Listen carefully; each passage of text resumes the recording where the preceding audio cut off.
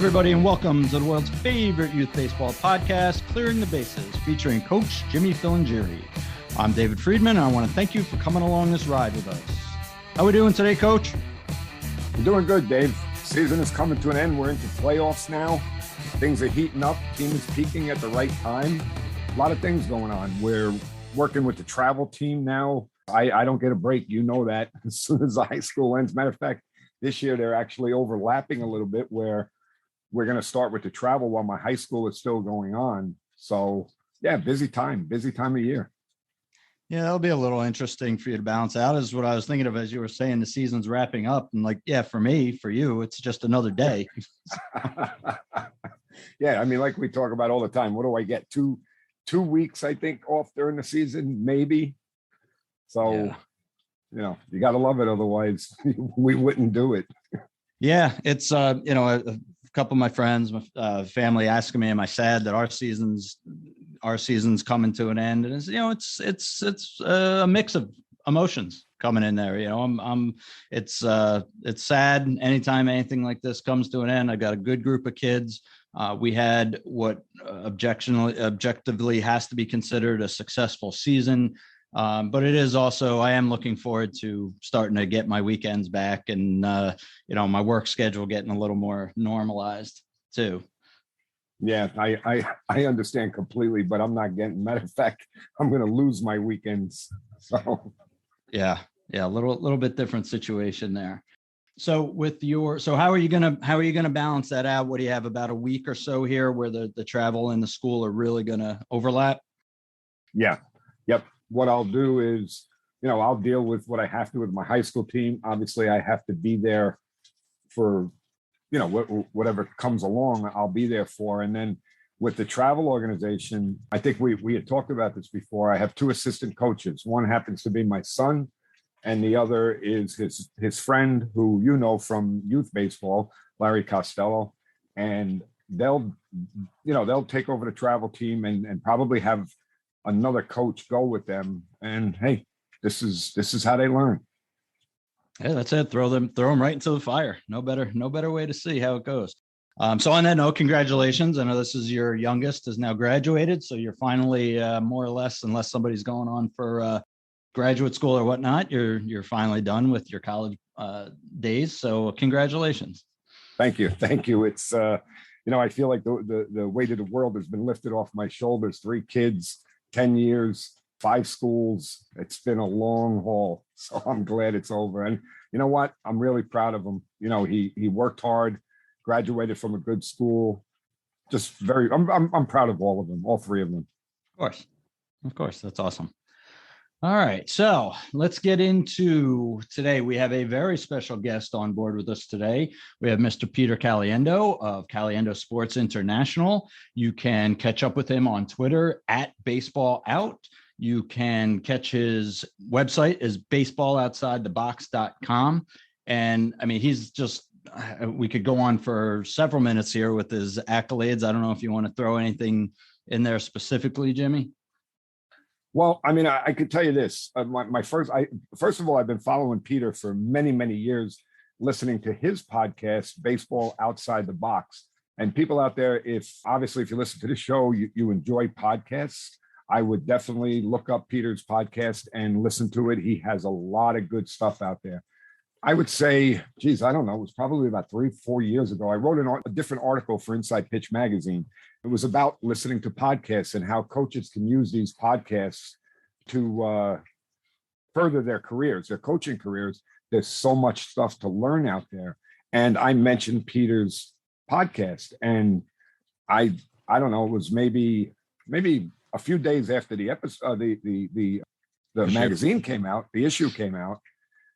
I get an email from Peter, and I'm saying to myself, wow, here's a guy I've been listening to all these years. He's contacting me to thank me for mentioning him in my article. So we had a little back and forth, and then I was lucky enough in Chicago that I met Peter in person, and we had a nice conversation, about 30-minute conversation, and what a great guy. So there's a lot of good stuff here. We're gonna talk to him about many. He's involved in many. He's a former USA baseball national coach. Again, I don't want to we'll get into all of his accolades as we go through with the episode, but just a wealth of knowledge. And I think this is going to benefit our listeners. Yeah, I don't see how it couldn't. Hopefully everybody is tuned in and ready to go. And without further ado, let's welcome aboard Peter Caliendo. How you doing today, Peter? Hey, what's up, guys? I'm doing great. I don't have 3 kids going to college, so I'm doing better than you guys are. Well, that part is done for me, Peter. Thank God. He was my youngest, and it's all over with. And it's funny. I could eat dinner again. Hopefully, you still got some cash left over too. What's that? Hopefully, you got some cash left over too. Yeah, I think I got maybe 75, 80 cents left over, I think. All right. So Peter, I know that you have, I believe it's like 35 years of coaching experience going around the world, promoting the game of baseball and teaching the game of baseball. You want to talk a little bit about that? Jimmy, that was, I've been very lucky in baseball. Been in the game, I think around 40 years now internationally. And it all started at a baseball school when I was 15, great mentors along the way.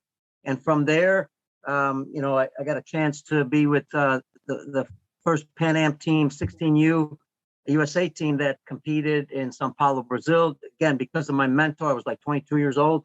Everything kind of snowballed, by staying in the game as long as I could, by trying to treat people well, trying to do the right thing. But it was all the mentors I had that really got the doors open for me. And next, I'm serving on what's called, the World Baseball Softball Confederation, which is the governing body of the sport worldwide. And Paul Seiler, USA Baseball's CEO, had recommended me to them, and I always thank him for that. I've been with the WBSC for 30 years. I was on COPABE's technical committee. COPABE represents North, Central, South America, and the Caribbean. So, just think about all that. Plus, I started my own business, taking teams around the world. So I've been very lucky to be in over 50 countries and being able to experience all that and see baseball in different manners, how it's developed. It's just a great experience. I can't, I thank every day for the opportunity to, do what I'm doing. That's fantastic. So I know that you way back when, and I'm not even sure how long ago it was, but I know that you were a national team coach for USA Baseball. And that was what age group? Well, it was unique. I'll tell you why, and this is for young coaches out there, young people and I think it might help some people because, a lot of times nowadays, at least what I see, and I'm not going off the subject here, but what I see is, a lot of people wanting things, to happen real fast. Well, for me, what happened was the opportunities came up and I took them. I didn't wait for somebody to give it to me. And the way I did it was, long story short, Dick Case was the president of USA Baseball prior to Paul Seiler. And that's when I started. And a guy by the name of Kevin Whitworth was taking teams, a good friend of mine, taking teams around the world, just for competition. But he also had the ability through USA Baseball at that time to play in the Pan Am games at 16, 14, and 12, the official Pan Am games for those ages. Well, Kevin Whitworth and I, I went on the first trip, as I mentioned, to Sao Paulo, Brazil with my mentor, Dick Birmingham. And then, I said to Kevin, I'd be happy to run the 16, 14, and 12-year-old Pan Am program because it's a pilot program to convince USA Baseball we should have a national team at 16. Dick Case gave us that ability. Well, money had to be raised, players had to be selected, coaches. You had to try to do a national selection. We didn't have all the technology. You're using faxes and phones. Make another long story short, we were fortunate and we won 3 golds, 3 silvers in 6 years with the 16U. And, you're talking about the Pan Am games where you're playing Cuba, Venezuela, Dominican, Canada, you're playing the best in the world. And then we had in those days, we had about 30 guys make it to the big leagues, not counting who else went to the minors and college baseball. Not because we did anything, but we picked the right people and we had the right coaches nationally help us, scouts and all that. So all of a sudden, that's how everything started with USA Baseball because we proved that. And then when I was an independent ball, I was also picked to be with the professional team, again, by Paul Seiler, to compete in the Intercontinental Cup in Australia. And so all these things happened. A lot of things. Next, I'm the regional director for what's called the National Team Identification Process in the Great Lakes region. So I was probably with USA Baseball for about 30 years. Great organization, and they've done a lot for me. I'm actually very familiar with the NTIS because here in the Northeast, the person that I've coached my travel ball for many years is the director for the Northeast, and I'm actually a scout for USA Baseball NTIS. While I'm out doing tournaments, I'm also looking for kids to bring to tryouts for that. So I'm very familiar with it. It's a great program. Absolutely. And I started from the very first, it was the second one, actually, second year. And I had it for, I was the director for about 7 years. And, again, what a great concept, right? To identify young players, to be able to go to Cary and compete, against all these other regionals. Now I know they at that time we had 12 regions, I believe. Now they're down to what, 3 or 4? I think it's 6. There's 6. 3 across the northern tier, 3 across the southern tier. I'm pretty sure it's 6. Maybe you're right though. Maybe they did bring it down to 4, but I'm not sure. I mean, I was supposed to go to Cary in August with NTIS during the COVID year, so that got bumped. Then I couldn't make it last year because of work. I'm hoping to get there this year. I mean, that'd be so exciting for me to get down to Cary and be involved with coaching those kids. Absolutely. Just a thrill. Great complex, great program and opportunity. And I encourage young kids, at a really young age, go to some tryouts like the NTIS because it gives you experience. So people say, well, you got to pay for it. And, well, you don't have to do 100 of these, do 1 or 2. Get that experience of that pressure, right? There's a little bit of pressure because you're trying out for the regional team that hopefully maybe you get a chance to make the national team one day. And then representing your country, obviously is the greatest thing. I mean, for me, it was the greatest thing that's happened in the game because when you're another country and you're representing the U.S. and you're wearing the colors and you've got the national anthem. I mean, the goosebumps are going, and it's just the best thing that can happen when it comes to coaching the game of baseball. Yeah, what I like about it is that the kids that do get involved with this NTIS, and that's just for the people out there that don't understand what NTIS is, it's a National Team Identification Series. So what that is they're looking for talent to try and work their way through to get to one of our national teams. But what I like about it is when you send a kid to these regional tryouts, they get to see what the real competition is like. They get to see kids that are all the same ability as they are. So it's like you say, it's an eye-opening experience for them to say, hey, this is maybe I need to work on this a little harder, or maybe this or that. But it's a great experience for these kids. With all your experience internationally, you're talking a lot about like the Pan Am area. I also saw that you had coached in Japan for a period of time.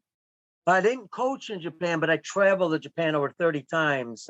One internationally for the World Baseball Confederation, in the Olympics, in the World Cup, the Premier 12. I've been to Japan a lot. And I've gone there for a lot of different training. So I have coached there. I've coached different teams there, but it was, in spurts, like 1 week. It wasn't a particular time where I was there for a month or 3 months or a year. Right. You want to talk a little bit about the difference of what you see between the youth, the Japanese players versus American players? Yeah, and huge difference. And I'll tell you what, I've been criticized a little bit on social media, but who hasn't, right? I mean, yeah. That means you're doing stuff right. Okay. Absolutely, David. You're right about that. I appreciate it. And the thing is, because I mentioned Japan a lot, and not because they're better than us. We got great players, we got great coaches, we got great programs. I mean, like anything else. But yeah, they do things a little bit differently. One, they respect the game. I think that's the biggest thing because of what we're seeing nowadays. And I know you want to talk about it with umpires and all that. I don't know if you saw the Chicago series here just yesterday with the Cubs, the Japanese player with the Cubs. When the Japanese get a walk, they don't walk in front of home plate. You're hitting, it's ball forward. They don't go straight forward. They go around the umpire. They go around home plate for respect to the game. Now that's what they do, but there's a lot of things they do. They don't throw equipment. They don't, break things. They just, they respect the umpires, the field, the opposing team, the fans. You're brought that way in that culture. And here's the ultimate thing about the Japanese, in my opinion, is flat out, everybody, I know we're all trying to figure out how to get better. And I know it's good to get new things and new knowledge and technology, I get it. But what I love about them is that they keep it pretty simple. What they do is out-practice, outwork everybody in the world. If you practice for 2 hours, they're practicing 4. If you take 50 ground balls, they're doing 100. If you're taking backhands, forehands, they're doing the same thing, but taking way more than you are. And we think that they're playing a lot of games. Yeah, they play games whenever, just like we do, because they had a similar season. But they practice way more times than they play games, and I think that's why they're so good at it. Is because they're reactionary. They already know what they're going to do in situations. They don't wait for something to happen, then think about it. They don't have to tell themselves, a ball's hit to me, left side, I'm going to do this. Right side, I'm doing that. They know already because they've done it 1,000 times. They don't have to think about it. It's reactionary. So on that, I think it's great. Now, do they have faults? Absolutely. Look at the pitch counts. I'll give you a great example. I was at the Premier 12 in Japan, and 5 years prior to that, I met with the Japanese gentleman. He's on the board of the Japanese High School Baseball Association, which is the strongest association in Japan, stronger than Major League Baseball. They have a national championship that is by far better than anybody in the world. It's called Koshian. Well, we were talking about the pitch counts, and he wanted to know all these different things that we're doing with pitch counts. So we gave him all the information, right? 5 years later, I'm in Japan. I meet him again. And I said, how's it going with the pitch counts? He goes, man, that was great. We're making progress. He goes, now high school pitchers are only allowed to pitch 500 pitches a week. And I almost fell off my chair. But you can't, because you got to keep your tempo. You got to keep your expression. You don't want to insult them. And I'm like, wow, in myself, and they're 500, because imagine what it was. I had high school kids that have played for me in Japan. We took a semi-pro team into spring training with the White Sox. These young kids, when they were in high school, one kid pitched 435 pitches on a weekend. Now, that is something they're trying to work on, because it is detrimental to their arms. But, their philosophy is, if a player only lasts 10 years, let's say in the big leagues, they got a lot of them right behind them. Why? Because they do. They have a lot of good players. I mean, they all throw hard. They all can field. They all do things well. So it's not a problem for them. It's just that if we put our players in their training system, forget it. They break down within 2 weeks, because how they train is a lot harder than us. And I'll give you one example, and I'll let you go on. Sit-ups. They do 400 sit-ups a day in high school. And when they do 400, they do 400. It's not 399, it's not 380, it's 400, right? So they're awesome, man. That's what I love about them. They just work hard and play the game, and they respect the game. Well, I know that I've seen a video online, and I've seen it in several places. I don't know if it was on Twitter or YouTube, wherever it was, but they're doing an IO. It's a Japanese team. And I watched this video, and I'm trying to follow what they're doing. And it's amazing how they have large groups of kids. And when I say large, I mean, like 3-4 kids at each position, and the way they're moving and how quick they're moving, and they're fielding, and it's very rhythmic. And, I just watch it in amazement. I was like, man, if I ever tried that, like you said, I'd have all my players walking off the field. Jimmy, that's why I take my teams to Japan, because I want our kids to experience and see what they're doing. We'll play catch with the teams prior to a game, and they're throwing the ball, and it's right at the chest all the time. Later on, my players are players that, are from the U.S. that just want to have that international experience. They go, I can't believe how well they play catch. Our kids are amazed. You watch a half hour of what you talked about. I will have my kids sit there, watch half hour of 60 kids on the field, one coach, not even two coaches, hitting ground balls. You'll see 3 balls maybe thrown away the whole half hour, and people are wondering, why can they do that? Why? Because they do it a lot. I mean, is it really a secret? I mean, if you do it a lot, you're going to get better at it. But if you're sitting at home watching television, you're not going to get any better. You got to spend the time. Baseball, as you guys know, is not an easy sport, and you got to spend time doing it as much as possible. Of course, you got to do it right also. So they do study it. And I'll give you another one, Jimmy, soft toss. You got Japanese players, freshmen, sophomores, maybe 40 of them in a gym doing it. They're not tossing from the side. They're tossing from an angle with no screen, and these kids are hitting to the screen. I'm like, we do that, we're going to kill somebody, so it's amazing the discipline and the work ethics that they have. It's just tremendous. Yeah, it's funny because, like you said, it's I guess they are doing they're doing things differently, but they're really not doing things any differently than what we could do. But they've been doing it for so long that it just becomes natural to them. Whereas what we see, and Jimmy and I talk about this all the time, again, we're both JV coaches. So you're talking about 13 to 15-year-olds generally is who we're working with. So, they're a little bit baked already in terms of their baseball DNA and what they're used to doing and whatnot. So it is hard to reinvent the wheel with them sometimes. And I would love to, because I think it's something that we've gotten away, like you said, just warming up with each other. I can't tell you how many times I hear the ball hitting the fence, or I have to see a kid jogging out into the outfield after a ball, just in warm up, just playing catch. And my head's ready to explode. And like, if you can't do this, you can't do anything else. Like, right. If you can't, from 50 feet away, if you can't hit your partner in the chest 98% of the time, then I don't know why we move on to step two. But at 4 now they're starting, and probably earlier because it's been a couple of years. But if they're learning that they don't have to do it, so they don't. Yeah. So that's actually something that I wanted to get, Dave. You brought me right into what I wanted to talk to Peter about, because this, I believe, is something that he's very passionate about. I know I am, and I know you are. Okay, is about educating coaches. Now, Peter, I've followed you obviously, and I know that there are times where I've heard you talk about some type of national certification program for volunteer coaches. Now, I know they're volunteers, but I believe there should be some basic level of competency for volunteer coaches. So stuff like what Dave was just talking about doesn't happen. Yeah, I agree with you 100%. And I'll take it back in history. When we first started, that was something we were working on for a long time.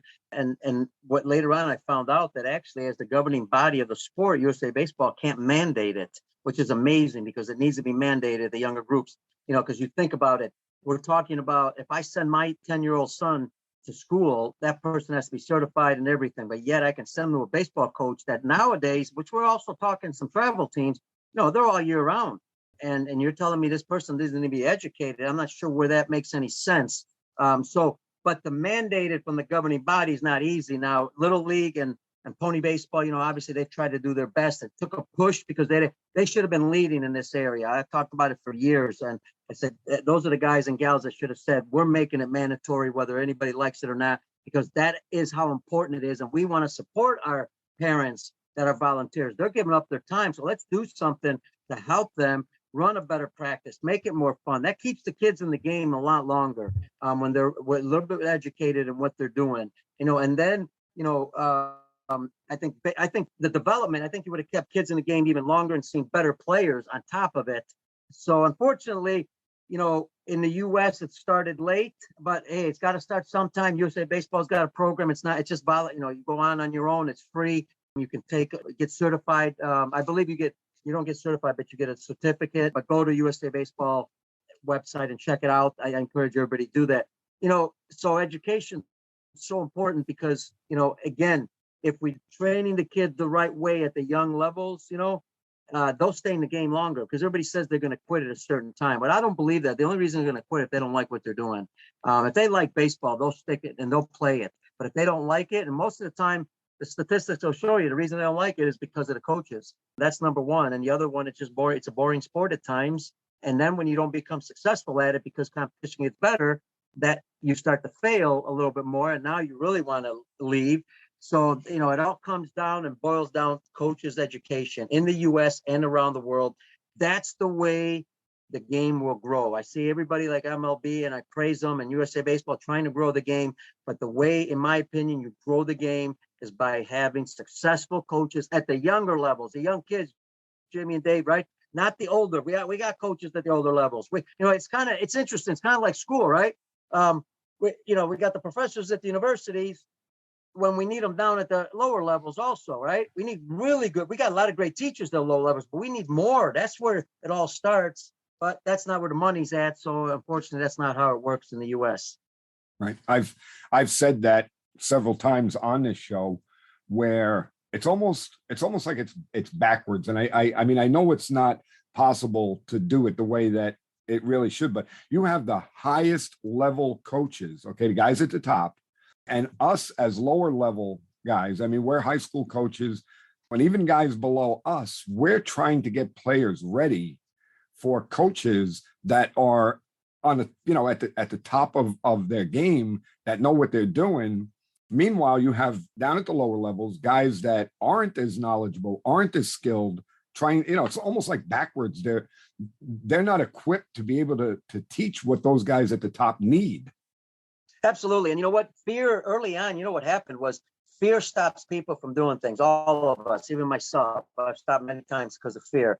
And I remember going to leagues when I was young because we set up baseball schools in the Chicagoland area for Mickey Owen Baseball School where I started. And, we were setting up coaching programs, right? And the presidents in those days would say, well, I can't have a coaching clinic. Nobody's going to come, I can't make it mandatory. For sure, they're not coming.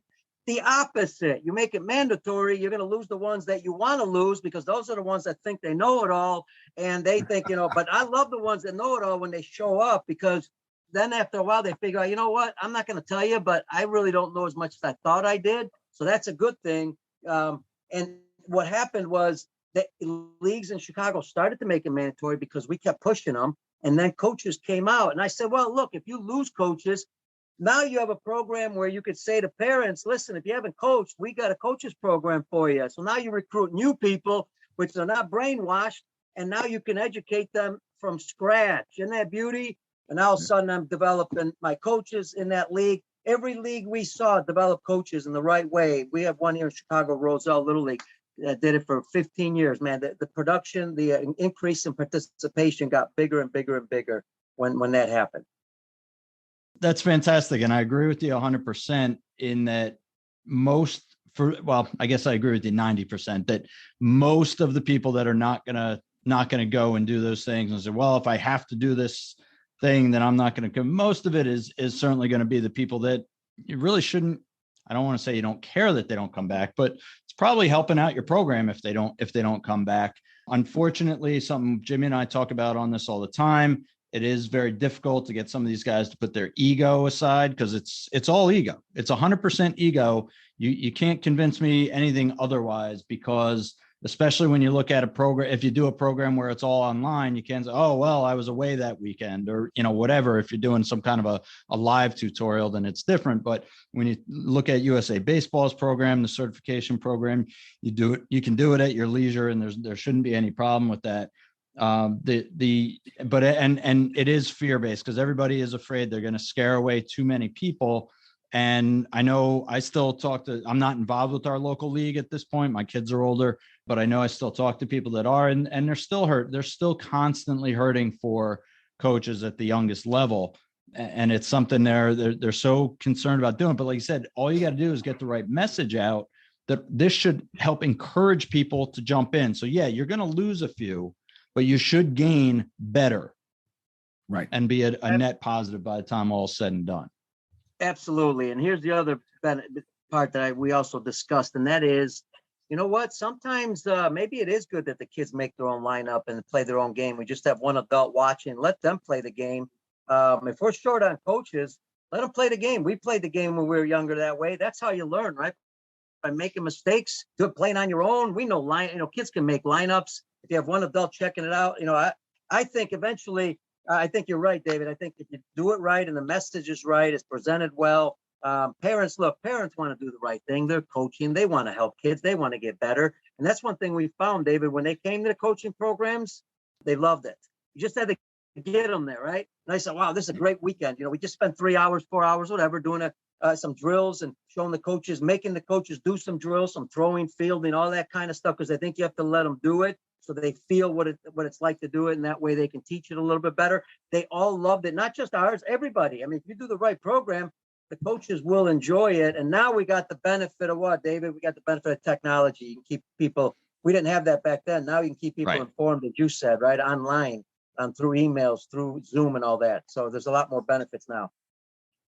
Yeah, I also think at the lower levels, even like with my travel team, where I have kids, it's a 14U travel team, and I have kids that range from playing modified to freshman to JV baseball. I think I even have one kid, because of the way baseball is in our area, that is actually a varsity player at 14U.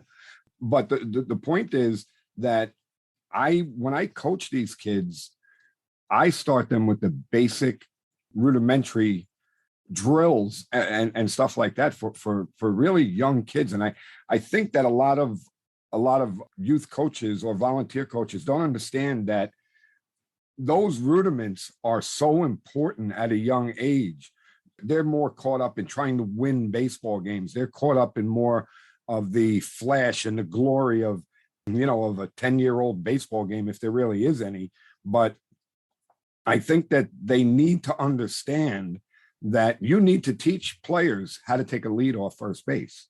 You need to teach players what we spoke about earlier, catch play, how to hit the guy in the chest, how to have both hands ready to make a transfer, to make the throw, and drill all of this stuff into them repeatedly, rather than putting a bunch of kids on the field and see who could hit the ball the furthest, hit them a bunch of ground balls when they may be fielding the ground balls, but they may not be fielding them right. And they're not learning skills that they're going to need when guys in high school maybe have, exit velocities that are a lot faster. The ball's coming at you a lot harder.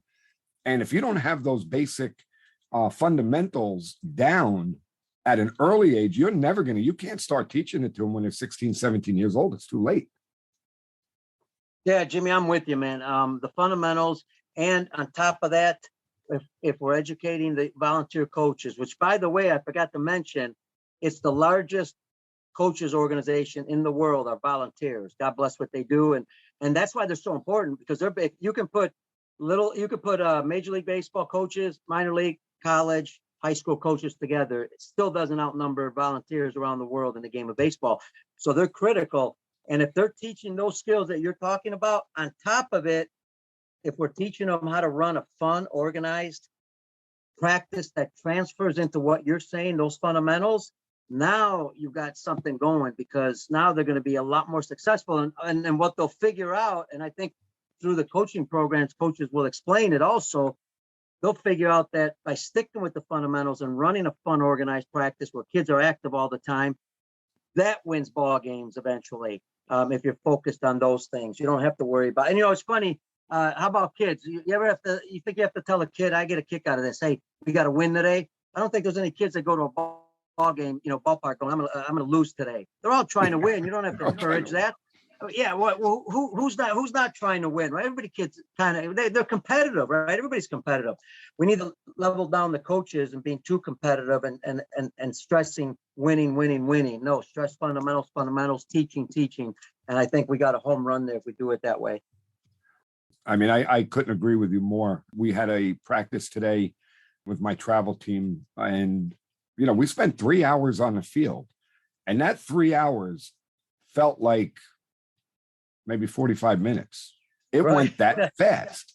I mean, we have guys, I had pitchers in the outfield throwing flat grounds. I had 3 pitchers on the mound and an infield doing PFPs. I had guys in the outfield working on fly balls. We had 2 teams, so there were a lot of kids there, and they just kept moving around. And the next thing I know, I looked at the time and I'm like, oh, we're done. So the coaches need to understand that the more organized you are, the more prepared you are. And when you break the game down into the simplest form, it's fun for the kids. I mean, all of the kids were having a good time. I mean, don't get me wrong. Dave knows me better than anyone in this aspect. I can growl a lot at the players, and I will growl at a player when he's not doing something right. But then I pat him on the back and say, hey, I'm just trying to help make you better. That's why I'm on you. Let's go.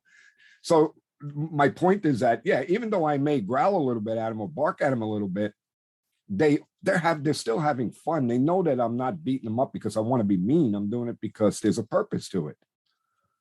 Yeah, and when you're straightforward with them, that helps a lot. Eventually, that you take your practice, those kids walk out of there going, wow, that was fun. That was quick. That was exciting. I got a lot done. I didn't stand around, and I'll tell you a quick story. Hopefully I can make it fast. A friend of mine trained the Chicago Blackhawks, and my buddy never played in the NHL, never played high school or college hockey. He trained the Blackhawks during the strike because the coaches couldn't do it. And Jonathan, for 6 weeks, he trained them. Jonathan Tays walked out of there telling him it was one of the funnest practices he's ever been to. Why?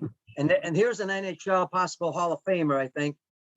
Here's because it was fun, it was active, it was game-like, it was movement. There were, and like you said, it was exciting. Now, hockey is a little bit more exciting because you're on skates and you're moving all the time. But he had all these drills that he used with young kids in his camps, exactly with the big league guys at the NHA level. And they loved it because they're just kids at heart also. We all are. So I'm with you, man. I think we just gotta, pumping the message out, trying to help coaches, coaches like you guys that are working with also youth leagues, right? Educating their coaches. I mean, that's so critical because I know a lot of high school coaches in Illinois do that. And it's so important because that helps you as well, getting players that are prepared for high school. Otherwise, you've got to start training them all over again. Well, it's funny too. And I don't know, Dave, if you want to expand on that about the coaches clinics and those stories about what Peter just talked about. Yeah, I mean, we've both gone through it. Jimmy and I, we came from the same Cal Ripken League and trying to work through there and trying to get a lot of these types of ideas through. We were both on the board and both just beating our heads against the wall against, I'll say the old guard. I mean, these are guys that are 4 years older than us, but they, in some cases a little bit more than that, but yeah, just like, well, we've never done that before. Why do we need to do that now? Like, well, because the league is shrinking every year, because we're getting, less accomplished players through the program every year. So things like that. It was so difficult. The story that I've told it on here before, I'll try to make it quick. So our local high school offered a free coaches clinic to 3 leagues around here. So the high school coach, and this is really what you want, hopefully your high school coach knows what they're doing, but he's wants to teach. This is how I run my program. So if you guys want to run your program this way, it'll help get your kids ready for high school ball. And that's what we should be doing, is preparing for the next step. And from the league that Jimmy and I, and actually you may have been out of the league at this point. Jimmy had gotten out of the league a year or two before I did. There's 3 leagues around. Let's say there was 40 people in the room. There was 20 people from one of the leagues, 18 people from one of the leagues, myself and one other guy came from the league that Jimmy and I were in. And we had I think we had 500 something kids in our league at that point. Wow. And we got myself and one other guy. And listen, I'm not tooting my own horn here, but I'm going to say I was one of the better coaches in our league. And I felt that it was important to go, but that was it. I was so embarrassed when the beginning of the meeting started and the head coach, the high school coach was, okay, who's from, whatever town, and all these hands. And I'm looking around the room. Obviously I know a lot of the guys from the other towns too. And I'm sitting there, I'm just, please don't ask this. Please don't. Okay, who's from? And all the other hands go up, and then it's like, okay, who's from East Fishkill? And I'm just like, so yeah, it was embarrassing. So it's hard to get again. And I think it's all ego. It's just, I've been coaching for 6 years or 8 years or 12 years or whatever. What do I need him to tell me anything for? Like, okay, what you're doing is not working, but okay, keep running with it.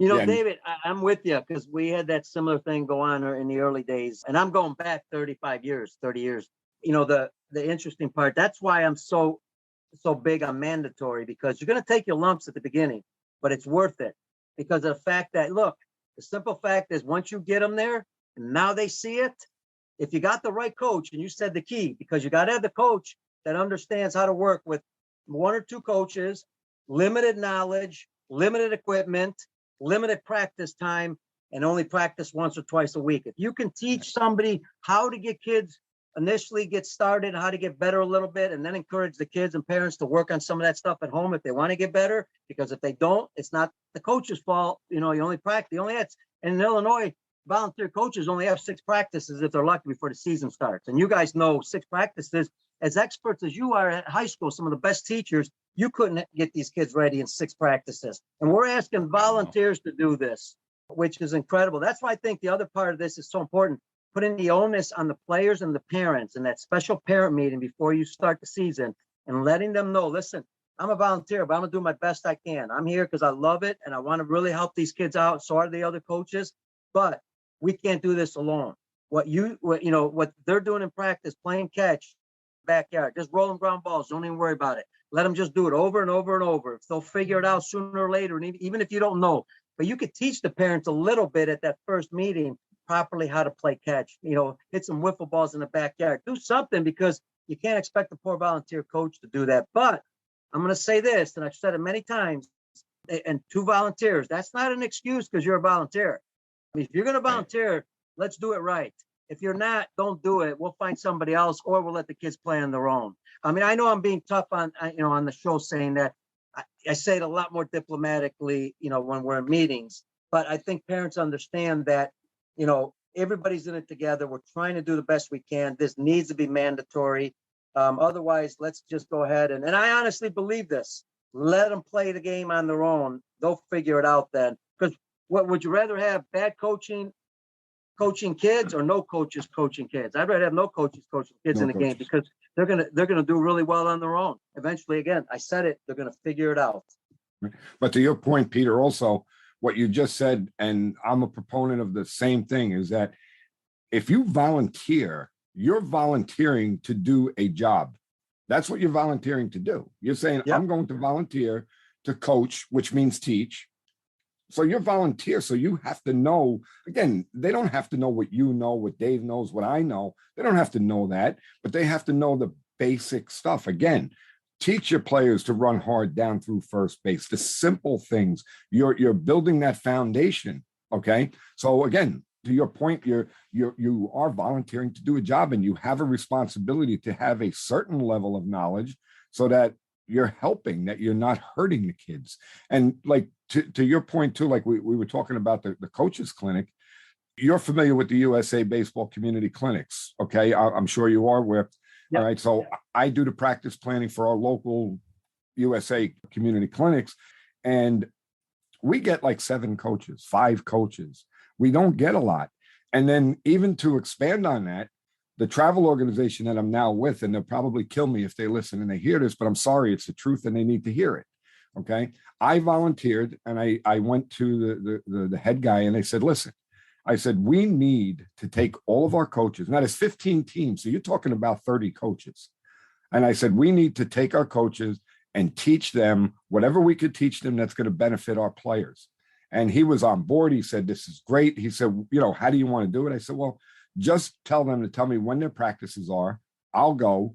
I'll walk them through what they should be doing and help in any way, answer questions. I'll do whatever you want.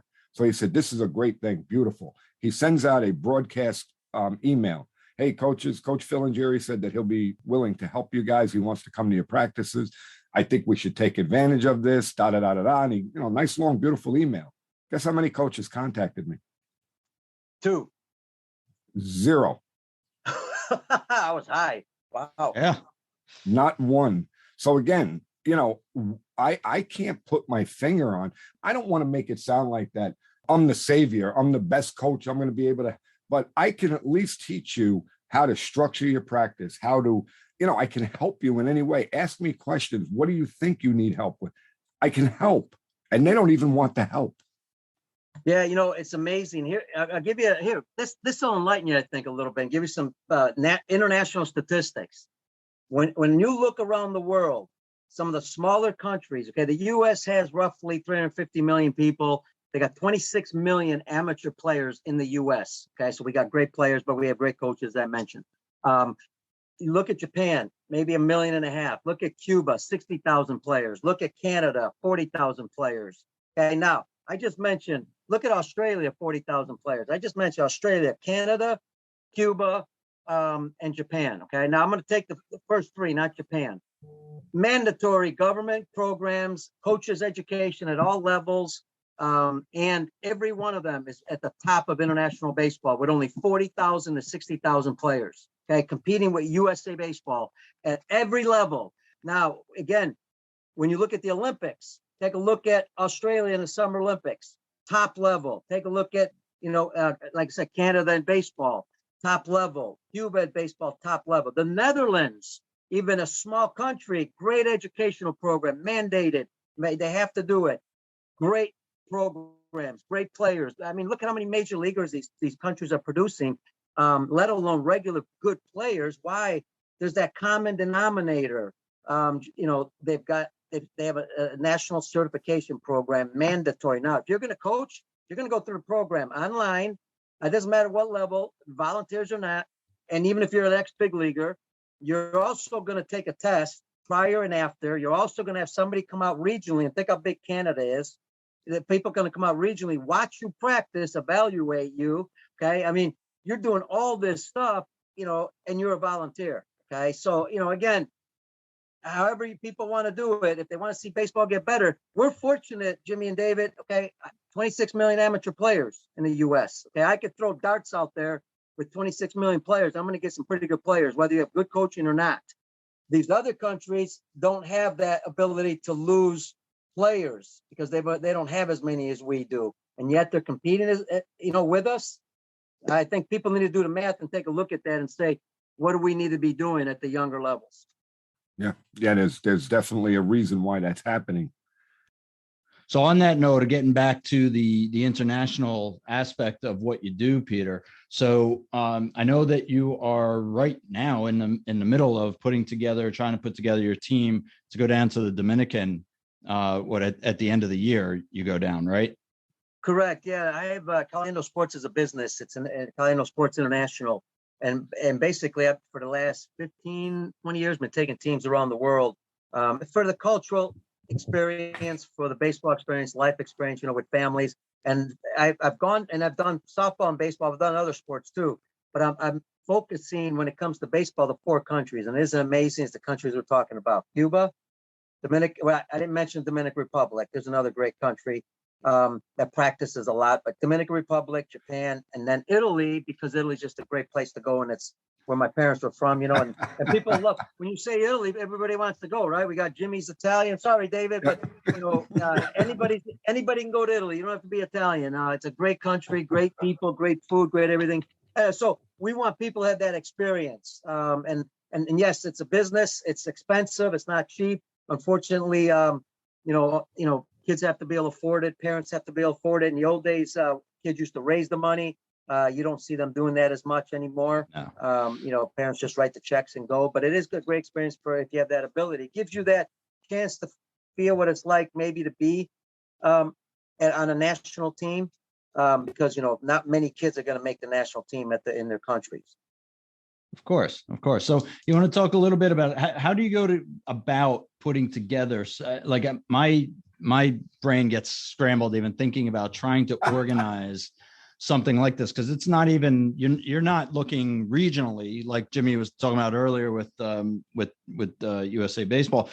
You're talking about just putting together a group of, I don't know, how many kids ideally do you take with you? What's your ideal number? Yeah, and think about it, Dave. It's taken me 15, 20 years just to figure this one out, so don't feel bad. Anywhere from 12 to 15 players, because obviously we want them to play. Playing time's never a problem because you can play 2 games if you need to. But we're careful about pitchers, obviously, especially if it's in the summer, and then even in December. December, we have to be very careful when we go at Christmas time. So between 12 to 15 players. And the way we do it, a couple ways. One, we could take a team, which is harder because now you're asking everybody to be able to go, and they all can't afford to go on a team. So, but if a coach organization wanted to take a team, we could take their team anywhere in the world. But the way we do it is, guys like yourself that I've known for 20, 30 years, let's say, that I trust, good coaches, high school, college, pro guys, depending. I'll select a couple of them, say, and then they'll help with the recruiting process because they work with young players. So when the families know them, they're going to be encouraged to go on the trip if they can afford it, and maybe even, raise the money. So each coach helps recruit. I'm doing recruitment during that time. And between the 3 of us with every team, we get those 12 to 15 players. Most important thing in the program is the coaching staff by far. We got to have the better coaches because we're not teaching, we're not changing kids on a trip fundamentally, but we're teaching them the game of baseball, right? We're trying to teach them how to do it right, how to play the game right, how to dress, how to, prepare for the game, whatever it may be, game situations, all that kind of stuff. And we're educating 3 people at the same time. Coaches, which might be ourselves, or coaches that are parent coaches because, parents are on the trip. Players also. during the trip. So we take time to educate them in the hotel, on bus rides. We talk about the game in general. So there's a lot of great things. In the meantime, not only do we play every day, we also tour every day. So now they're seeing the country, the culture of it, and we try to practice with the teams while we're there. If we can't practice, we'll do a pregame infield together, or we'll play catch together, and that gives a great experience to meet the other kids from the other countries. Yeah, that sounds amazing. I mean, the fact that just thinking of a young player in the earlier stages of their development and being able to get involved with something like that just sounds like kind of a dream. Sounds like a dream. And here's the benefit of the whole thing. It's really hard to articulate at times because they haven't been on the trip yet. We have kids that go alone too, but there's supervision. Not always there's not always a parent that can go. Yes, we know the cultural part's going to be good. We know that the coaching is top notch because we pick the coaches. That's important. But the life skills that they're getting every day just by traveling internationally, being with players they've never been with possibly, because the kids are selected all over the country. But I also select kids around the world. A kid around the world wants to join our teams, they come. I've had kids from South Africa, Japan, different countries. So the life skills that they're learning just by traveling, man, are they growing up. I've had parents email me, call me and say, I can't believe my kid's making his bed. I can't believe he's doing this. I can't believe he's doing that. I mean, he's going the extra mile, right? Because he picked it up somewhere in that country from somebody else other than their parents. So it's a great trip if the parents can go along, because now they can share that with their kids. And there's nothing like it. I mean, I think everybody should do it at least once. And I know it's my business, and I'm going to say that, but I really believe that they should do it once in their lifetime to get that experience, sports-wise and cultural-wise. Yeah, I mean, it sounds like it's a once-in-a-lifetime experience. There you go. You got my marketing. There's my slogan: once-in-a-lifetime experience. Jimmy, thanks, buddy. I appreciate it. And you can find information on that at baseballoutsidethebox.com. Just as a reminder, we're on the line today with Peter Caliendo from Caliendo Sports International. He is an author. He's a published author of Youth Baseball Drills. You can find that book on Amazon. I don't know if you can get it through your website or not, but I know I saw it on Amazon. So baseballoutsidethebox.com. Go out there. There's a ton of information out there. You can see all the background info on Peter and all his qualifications, which is a mile long. If you are in a position to be fortunate enough where you could possibly have your child get on board with his program, there's probably nothing better for them to do as a youth sports participant. Yeah. Now, Dave, you just mentioned something about the book. Peter, you've written several books. Am I wrong? No, what I did was writing's not my skill, as my vocabulary is not the best in the world. I do speak Italian and Spanish a little bit and Japanese. I think I get confused, with all the languages. But no, that's the first book I wrote, and it took a while. And thank goodness there was an editor. Otherwise, it would have been a disaster. But I did do when it was remember when we were talking back about the coaching programs many years ago, when I started doing the coaching programs for volunteers, when I got frustrated that, just like you guys were talking about, people weren't getting on board. I was trying to get national associations like Pony Little League to do DVDs, for volunteer coaches and give them the DVDs, right? Because they can do that. Give it to them because they're volunteers, they're helping. So let's help them. Well, it didn't happen. So I decided to do a series of 5 DVDs, and they've been very successful, sold all over the world in the U.S. And yeah, I had to charge because I couldn't give them away. If I had the ability to give them away, I would have gave them away. So I do have a series of 5 DVDs, practice organization, and all the different fundamental skills. Well, for everybody out there, I think that's something that you should look up. Try and get a hold of those DVDs, get a hold of Peter's book, because these are the things that, again, the volunteer and the lower level coaches need to know to be able to help the kids, because that's what it's all about. We're trying to help the kids. But Peter, one thing I wanted to get into too is that I heard you talk about not that long ago about training the very youngest of the young players. And what I want to get into a little bit is you had said something about using like a bigger barreled bat, using a bigger ball, using bean bags. You want to elaborate a little bit on that, because I think that stuff is great. Yeah, and Jimmy, that's what's helped me about traveling around the world, because you get to see things that others are doing, that possibly make a little bit more sense, because there's always something better you can figure out, right? To keep the kids more interested, more and a lot more fun in developing. So basically, as I travel the world, we're seeing that, if you want to keep kids busy, as a warm up, throwing up bean bags and you're running, you're working on hand-eye coordination. Where, running backwards, throwing bean bags, shuffling sideways, throwing bean bags, trying to catch it one-handed, left-handed, right-handed, throw it up with each hand. The coordination aspect. Sprinting and run and throwing them up in the air. There's so many things that we use with beanbags because they're easier to catch. I mean, especially if you're starting kids at 4 or 5 years old. I mean, talk about way young, 4 or 5, to try to teach them the skills of baseball, fielding, throwing, all that. But here you are. This teaches you how to absorb a little bit when you're catching. Beanbags are easier to catch. They can even toss them back and forth to each other. That's a lot of fun. They can go in circles, and toss beanbags. There's just a lot of things you can do for warm-ups. And then the other aspect is, and the WBSC has a program called Baseball 5, and that's where you only have an infield and you bounce a ball and you hit it with your hand. And it's a lot more fun and there's more action because kids are touching the ball at times. So I think we should start with something like that and then advance to the next level where you're using a big barrel bat, extremely light, big ball. Coaches are tossing the ball, whether it's underhand, overhand, from a knee. And they're hitting it all the time. That's what's amazing. Now, if you're 5, 6 years old, that's what you want to do, right? You want to hit constantly. And kids these bats are so light. They're not wiffle ball bats. They're actual foam bats. So it's hard to explain, but Kenko has them, and I know some other companies have them. And you're hitting all the time, no matter what age. And now you can play a game, with that type of bat because, all due respect to T-ball, I get it. I've done T-ball, I've coached T-ball.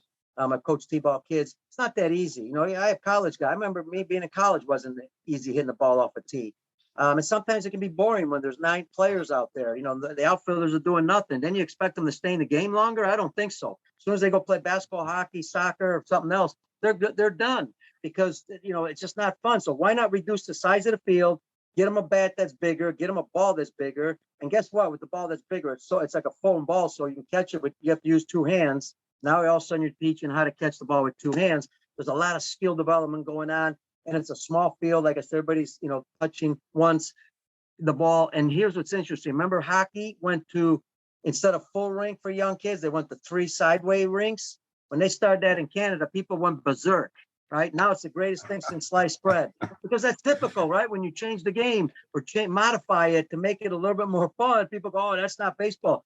I remember the Japanese going to a smaller baseball. What a concept, right? You're going to teach throwing, and now you got a smaller baseball when you play catch where you're able to grip it properly, and it's not as heavy for a 5 or 6 or 7 or 8-year-old. But if you try to do that in the U.S., you've got to go through all kinds of, meetings and discussions, and then somebody might sue you. You never know because it's not regular baseball. But you know what? At the younger levels, it doesn't have to be regular baseball. You can teach it.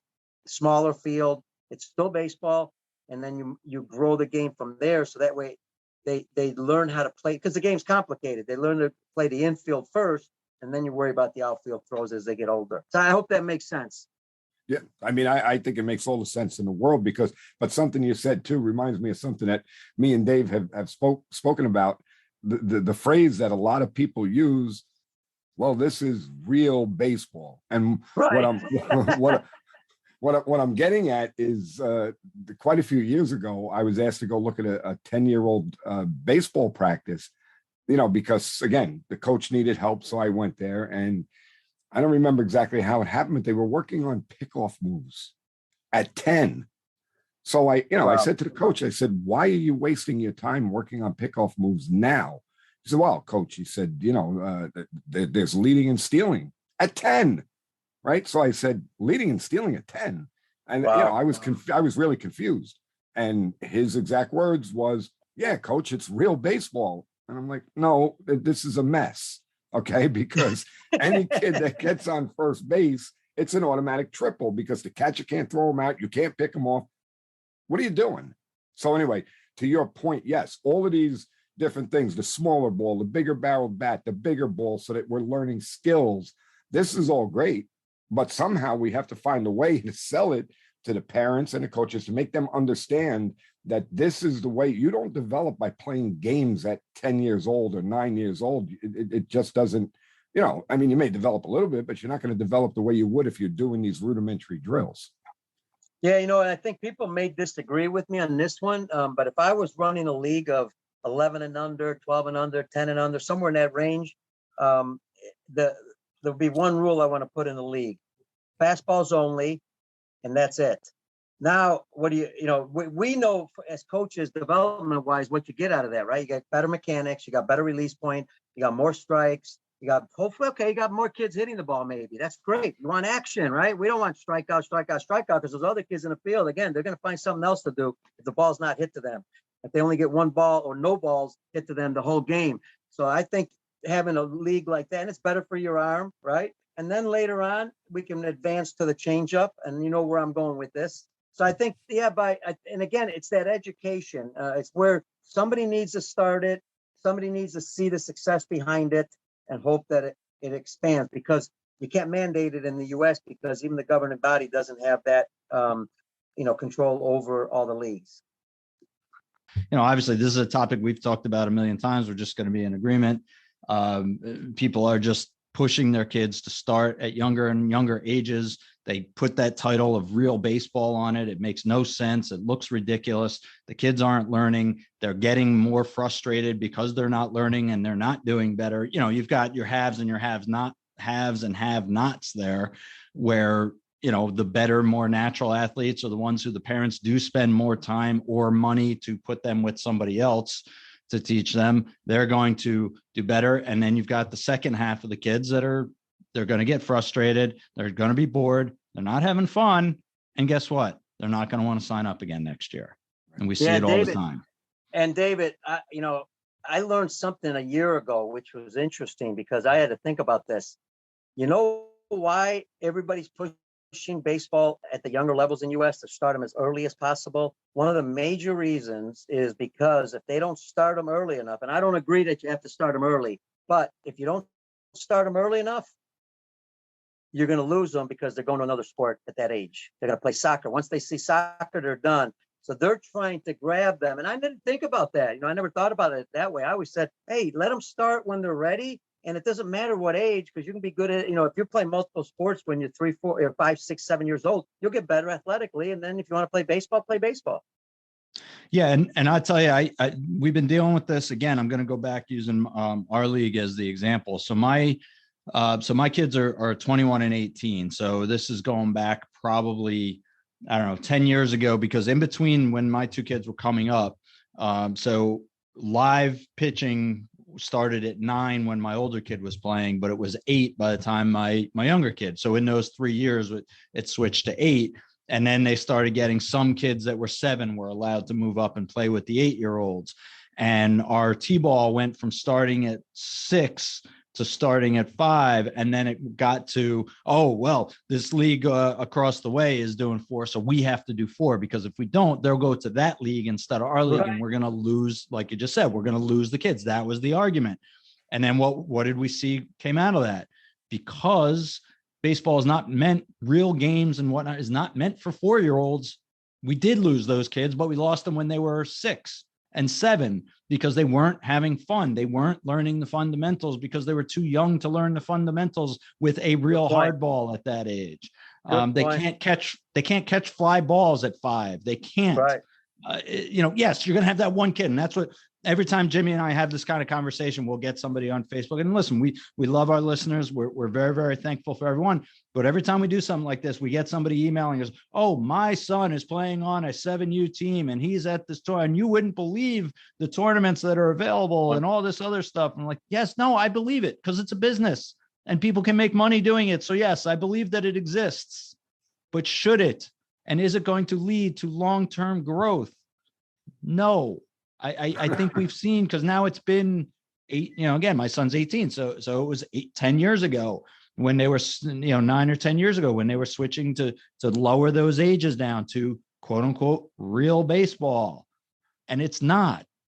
Real baseball is not every kid that gets to second. Right. And 70% of them get to third. That's not real baseball. And, true.